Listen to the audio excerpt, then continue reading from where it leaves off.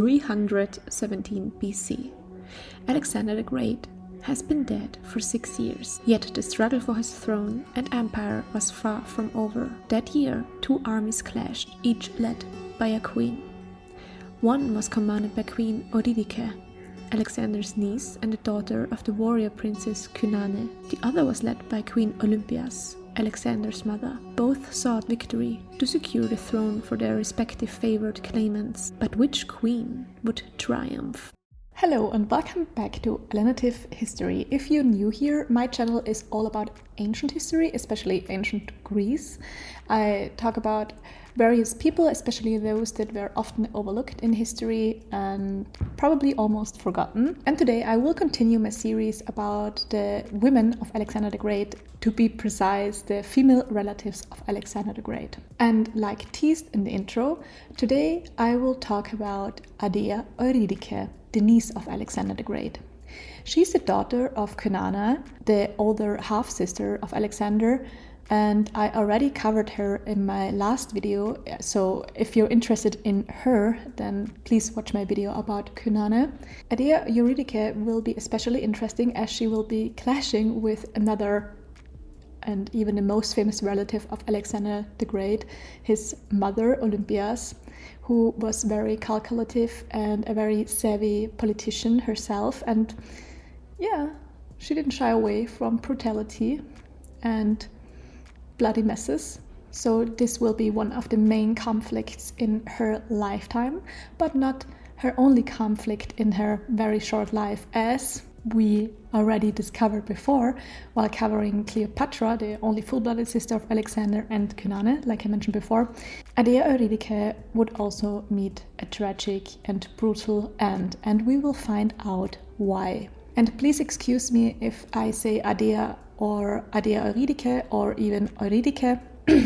Like I often mentioned before, my first language is not English, and therefore it's easier for me to pronounce it more German-like. And also, as Adea Eurydice has 2 names, especially after she married, she got another name. I sometimes say both names, but I will mean the same woman or the same figure.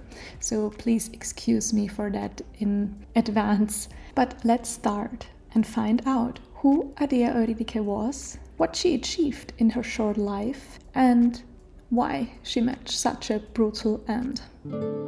Adea Eurydice was born as Adea, the daughter of Cynane and Amyntas IV, making her a member of the Macedonian royal house of the Arrhidaeus, which ruled Macedon for over 100 years. Through her mother, she was partly of Illyrian heritage, as her grandmother was the Illyrian princess Audata, and her grandfather was Philipp II, making Alexander the Great her uncle. Through her father, she was not only the granddaughter of another Macedonian king, but the daughter of a former Macedonian king. As firstly, Amyntas' father was Perdiccas III, and after his death, Amyntas himself briefly ruled as king. As he was just a child when his father died, Philip II, his uncle and Adea's grandfather, became his guardian but quickly made himself king and setting Amyntas aside but kept him alive. Her exact birth year is unknown, as the date of her parents' wedding is also unclear. She was, however, born no later than 337 or 336 BC. Her father was killed in 336 BC, ordered by her uncle Alexander, a pivotal moment. It is generally believed she was already alive at the time of her father's death and not born afterward. However, some research even suggests that she was born around 335 BC. As the earliest possible birth year, 342 BC is suggested, making her about 6 years old when her father was murdered. I already explained it in my video about Cynane, but if you haven't watched it, I want to give you a context here on why her father had to die. As I explained before, her father was king once, but still raised by Philip II and not murdered, something that wouldn't be unusual for Macedonian kings. Philip probably married Amyntas to Adea's mother, his eldest daughter, to strengthen the royal house of the Arrhidaeus. But when Alexander came to power, he had a different view on Amyntas. As he got rid of him quite early, it shows that he likely saw a threat in his cousin, as he had a very legitimate claim to the throne by not only being the son of a former king, but especially also having been a king of Macedon already himself. But back to Adea and her upbringing. Raised by her mother, Adea received an education influenced by Cynane's own upbringing in warfare. While Cynane had trained in combat, it is believed Adea did not learn to wield weapons. Little is known of Adea's life during her childhood and upbringing, but it is likely she stayed in Macedon with her mother and continued her education while Alexander was campaigning in Asia. In 323 BC, her uncle Alexander died and his family was excluded from decisions on succession and division of the empire by his generals. Like others in her family, Adea's mother Cynane was not happy with that and wanted to secure her place in power and that of her daughter. Cynane sought to secure political power by marrying Adea, then aged between 13 and 19, to Philip III Arrhidaeus.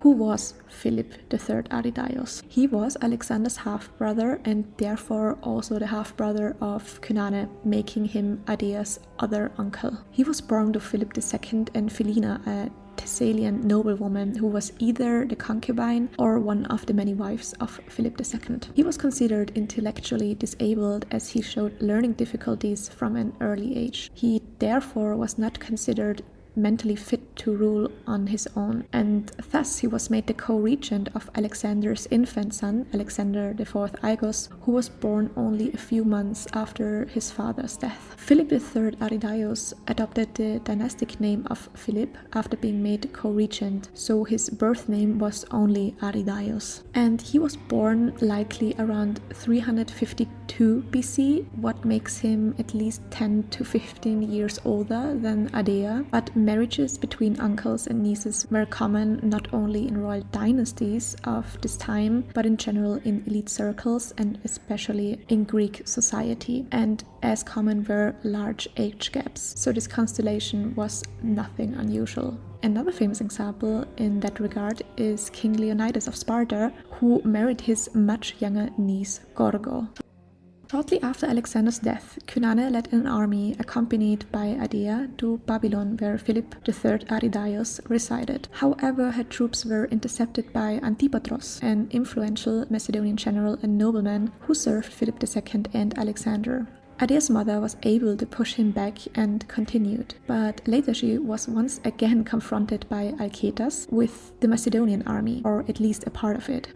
Alcetas was the brother of Perdiccas, who was once a companion and general of Alexander and became the regent of Alexander's empire after his death and the guardian of his infant son. Although the Macedonian army was reluctant to fight against Cynane, as she was the daughter of Philip II and therefore highly respected, she was eventually killed, either in battle or by assassination. I already talked about Cynane's life and the circumstances around her death, so like I mentioned before, if you're interested in watching the video about her life, just click here, I have linked it. But what happened after Cynane's death? What happened to Adea, who was now without familial support and also confronted by the people who got rid of her mother, so the enemies of her mother, and who probably were not so thrilled about her either? Cynane's death backfired politically, massively. Her death caused outrage among the Macedonian troops, who demanded that Adea be allowed to marry Philip III Arrhidaeus, and to prevent a bigger revolt against him, and to save his own reputation and maybe life, Perdiccas reluctantly agreed. After Cynane's death, Adea reportedly took command of her mother's remaining troops, but there are some uncertainties regarding her mother's troops, as it is also once stated in the sources that she actually hired mercenaries, a topic I cover in my video about Cynane. Following her marriage, Adea, like her husband, adopted a dynastic name, Eurydice, a name associated with her royal lineage. Philip II's last wife, as well as Adea's grandmother, Audata, had also adopted the name Eurydice after marrying Philip. This name was important as Philip II's mother, Adea's great-grandmother, was named Eurydice.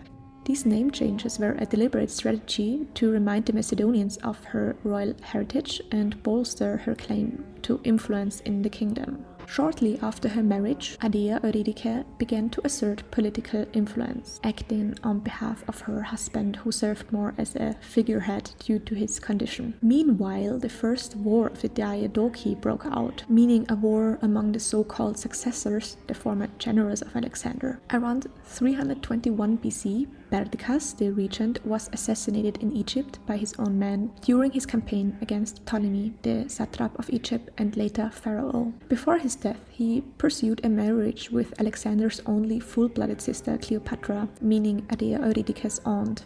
I also talked extensively about Cleopatra and covered her life and sad last years of life and tragic end in my video about her, so click on this video if you're interested in her biography. Adea Eurydice soon showed her cunning and political calculation, as she played a prominent role at the partition of Triparadisos, where the victors of the war met to redistribute Alexander's empire and name a new regent and guardian for Alexander IV Aigos. During this meeting, she played an active political role and even managed to enforce her interests. Eurydice actively opposed two generals, Python and Arrhidaeus, both appointed by Ptolemy as regents for her husband and Alexander IV Aigos. It is believed she objected because the appointments were made without her and even without the other generals' consultation, and this not only diminished, of course, their influence but also Adea Eurydice's influence, and these two generals probably shared those disapproving feelings towards the queen. The two are said to have perceived Eurydice as a serious political opponent, since Diodoros writes that they were quite stressed as they noticed that the Macedonians were paying more attention to her and to her commands than theirs. And here we have again reached a point where I find it difficult to classify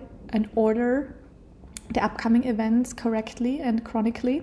Like we had with Cynane, here varying different details and descriptions from the same event from ancient authors, mainly Diodoros, who also is one of the main sources about Cynane's life. And to be honest, for me it was sometimes hard to differentiate which event he mentions or describes was which event. So was event A he describes also event B, or was A and B the same? Therefore, I try to explaining according to my own understanding and reproduce it as I understood it. So it can be that I'm totally wrong about that here. So if I got something wrong or understood it different than you or false, please just type it into the comments and correct me or give me a differing view about it. It is said that Adea Eurydice initially managed to co-rule with her husband and cousin, Alexander IV Aigos. According to Diodoros,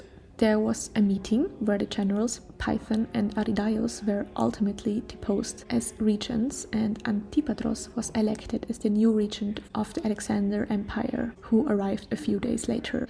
He further explains that Eurydice, however, continued to disrupt the balance of power. She delivered a public speech to the Macedonian soldiers, exploiting their dissatisfaction over unpaid wages and criticizing Antipatros. It is even suggested that she may have addressed the soldiers in military attire. This bold move almost succeeded in turning the army against him. Diodoros and Arrian suggest that Eurydice's ultimate goal may have been to rule independently. However, Antipatros eventually quelled the unrest and secured his position and intimidated Eurydice into silence. And as she seems to have been so intimidated by that, she remained silent. I personally find it kind of funny, or better said, interesting reoccurring trend for Antipatros, that he has conflicts with almost all female relatives of Alexander, and this is already the third generation of Alexander's female relatives he has a beef with. The first one being the very public and openly hostile feud with Olympias, Alexander's mother, and later followed up by the likely violent encounter and conflict with Cynane, the older half-sister of Alexander, and a heated discussion and probably also a long strained relationship with Cleopatra, the only full-blooded sister of Alexander, and now even his niece Adea Eurydice. So that's 3 generations of Argead women, and therefore not a good track record for him, probably, especially regarding having mature and diplomatic relationships. And I also wanted to add that I personally find it very fascinating that Antipatros has such open, hostile disputes with Alexander's female relatives, as he himself had, at least in my opinion, very politically ambitious and politically capable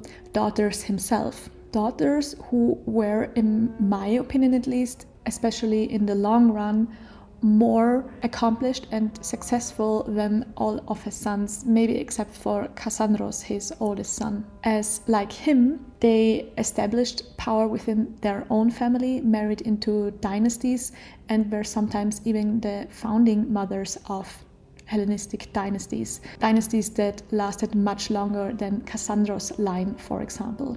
So if you're interested in Antipatros and his family especially, as in my opinion he is one of the most fascinating people after the death of Alexander the Great and one of the most fascinating Diadoches in my opinion, just let me know, so then I will maybe make a video about him too. But let's get back to Eurydice. Adea Eurydice. As I want to pick up about this suggestion regarding the desire of Eurydice maybe trying to rule in her own right, as they say, I think it is not very likely, to be honest. But why? It is said that Alexander himself stated that Macedonians would never allow themselves to be ruled by a woman. He said that in regard to a dispute his mother had with Antipatros, who was put in the position of regent of Macedon by Alexander while he was gone. I want to give you context here. Olympias was a very ambitious woman and came from Epirus, where it was not unusual for women to rule, especially in the name of their absent husbands or their infant sons. But still it seems, like highlighted by Alexander's comment, that there were some cultural differences. And even though Adea Eurydice was brought up by a mother who was also not a conventionally Macedonian woman, I mean, she was a warrior and commander in her own right, a sphere normally reserved for men. I like to think that Eurydice knew the Macedonian culture and mindset quite too well to even dare to try to rule in her own name. The usual form of how women could exert power, especially in regards to ancient Greece, was through a man, no matter if it was her husband, her father, her brother, or her son. Like I said before, we can see that from many examples from ancient Greece and not only Macedon. So in regards to Adea Eurydice having ambitions to rule herself and taking into consideration her upbringing in Macedon, I personally think that it was never Adea Eurydice's goal to rule by herself, as she probably knew too well the Macedonian culture around women ruling, and ruling especially independently, and therefore I think she didn't see realistic chances of sole rule over the Macedonian or Alexander Empire, especially since she had a much looser blood relation to Alexander the Great, as her mother was only the half-sister of Alexander the Great.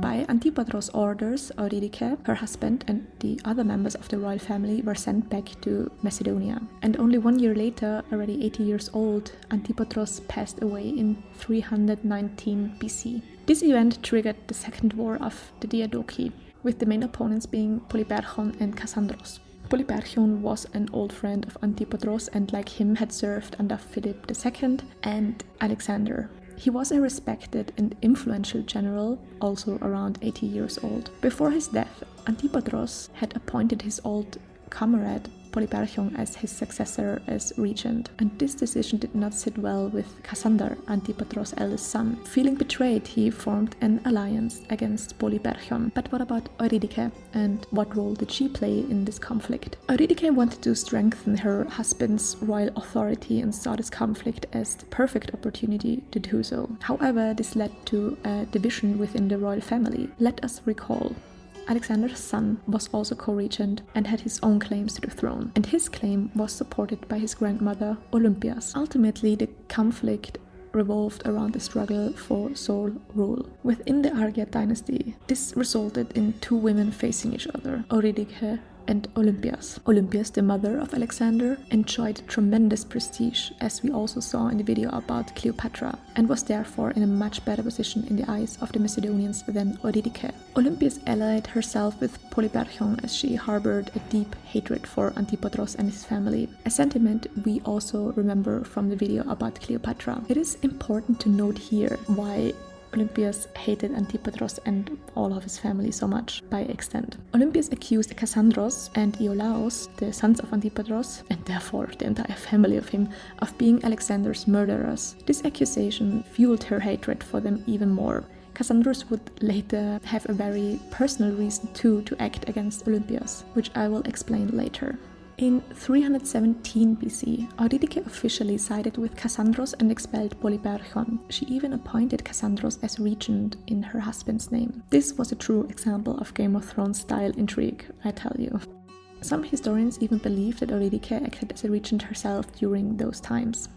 And Olympias didn't wait and responded immediately by marching with an army from her exile in Epirus into Macedonia, her ally being Aeacides of Epirus, her cousin and nephew. Eurydice in turn reacted by recruiting her own army with the help of Nicanor, Cassandros' brother. The exact location where the two armies finally met is uncertain, but it is believed to have been at a location called Oea. So at Oea, the two armies clashed. The queens clashed, almost, because the events unfolded very quickly. As previously mentioned, Olympias, as the mother of Alexander, enjoyed far greater prestige than Eurydice, and the Macedonian soldiers were thus extremely reluctant to act against Olympias. And before any actual fighting could take place, Eurydice's troops defected to Olympias, and the battle was decided. With no more support, Eurydice and her husband had no choice but to either escape or be taken prisoners. They chose the first option.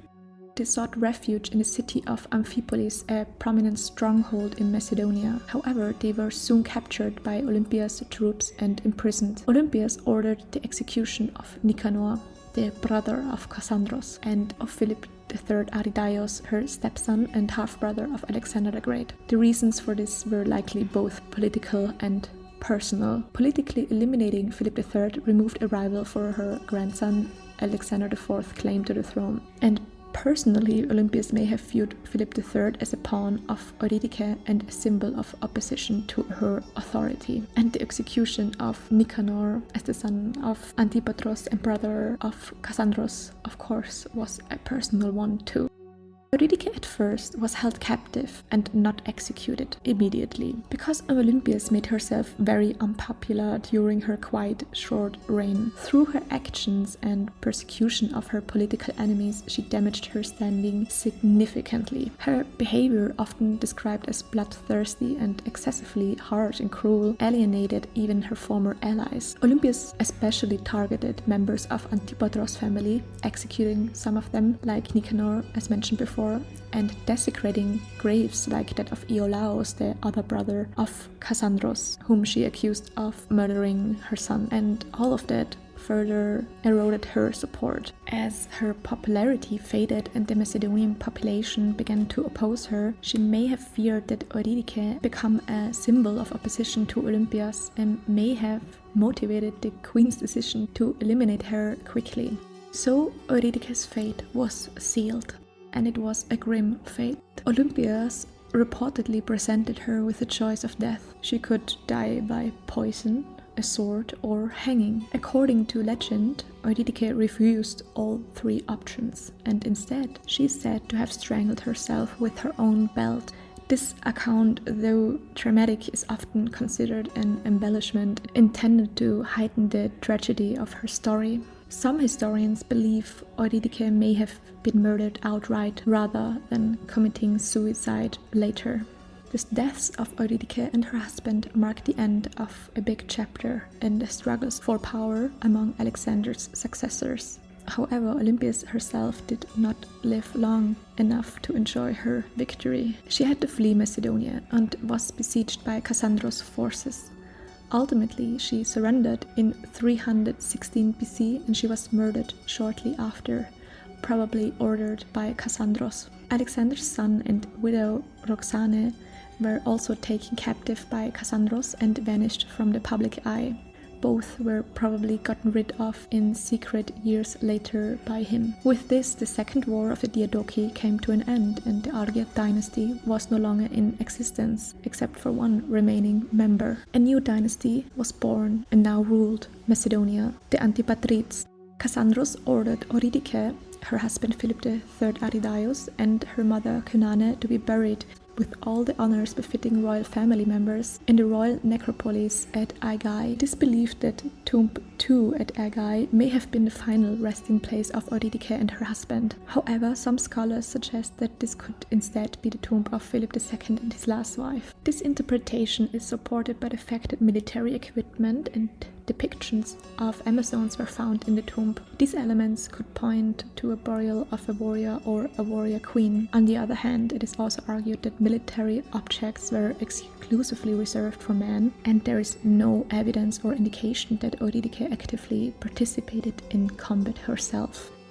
If you have managed to watch this video until here, I thank you very, very much for tuning in and watching it until the end. Please leave a like, a comment, and also follow me so that I can grow my YouTube channel. I would be very thankful to you.